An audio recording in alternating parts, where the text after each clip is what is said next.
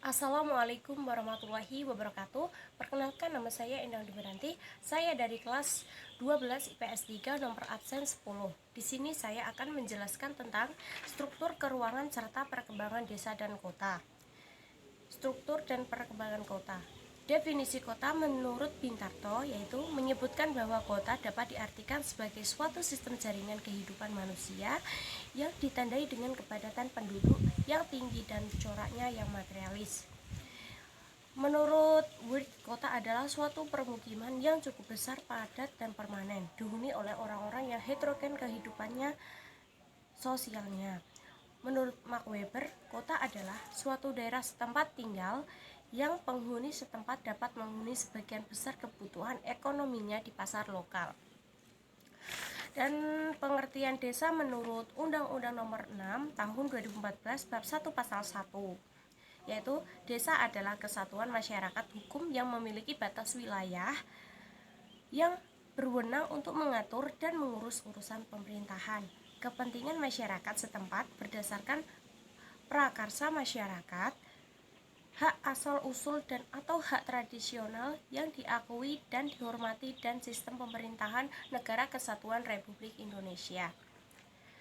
Dan klasifikasi kota berdasarkan jumlah penduduknya di Indonesia, kota dapat dibedakan atas kota kecil, kota sedang, kota besar, kota metropolis, dan kota megapolitan. Dan berdasarkan tahap perkembangannya, ada beberapa tahap-tahap, yaitu tahap eopolis, suatu wilayah yang berkembang dan sudah diatur ke kehidupan kota. Tahap polis, kota yang masih memiliki ciri kehidupan agraris sebagai pusat keagamaan dan pemerintahan.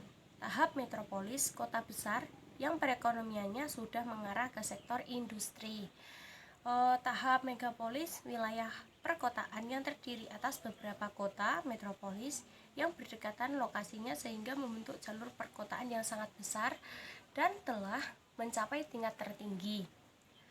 Dan tahap selanjutnya, tahap tiranopolis, kota yang sudah mengalami kemerosotan moral dan akhlak manusianya.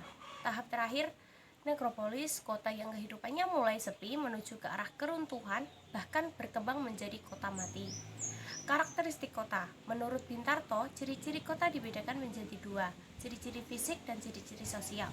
Ciri-ciri fisik adalah sarana perekonomian seperti pasar atau supermarket, tempat parkir yang memadai, tempat rekreasi dan olahraga, alun-alun, dan gedung-gedung pemerintahan. Yang selanjutnya, ciri-ciri sosial. Masyarakatnya heterogen, bersifat individualistis dan materialistis. Mata pencaharian non-agraris, pandangan hidup lebih rasional. Selanjutnya, tahap perkembangan kota. Ada beberapa tahap-tahap perkembangan kota. Yang pertama, tahap awal infantil, the infantile stage. Pada tahapan ini belum terlihat adanya pembagian yang jelas mengenai daerah-daerah permukiman dengan daerah-daerah perdagangan. Yang kedua, tahap muda, juvenil. Pada tahapan ini mulai terlihat adanya proses pengelompokan pertokoan pada bagian-bagian kota tertentu. Yang ketiga, tahap dewasa. Pada tahap ini nampak terlihat adanya gejala-gejala segresi fungsi-fungsi, pemisahan fungsi-fungsi.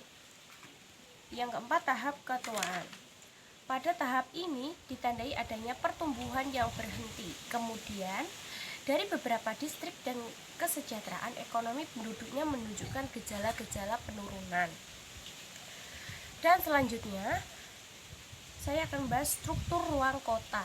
Ruang adalah wadah yang meliputi ruang darat, ruang laut, dan ruang udara, termasuk ruang di dalam bumi sebagai suatu kesatuan wilayah, tempat manusia dan makhluk lain hidup, melakukan kegiatan serta melihara kelangsungan hidupnya.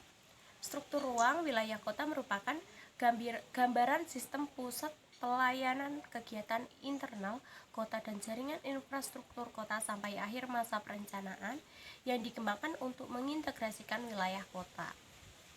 Unsur pembentuk struktur kota ruang kota terdiri dari pusat kegiatan, kawasan fungsional, dan jaringan jalan. Studi-studi mengenai geografi perkotaan, terutama struktur kota, telah diuraikan oleh beberapa ahli antara lain 1. Teori konsentris, 2. Teori sektoral, dan ketiga teori inti ganda. Sekian penjelasan dari saya. Sekian, terima kasih. Wassalamualaikum warahmatullahi wabarakatuh.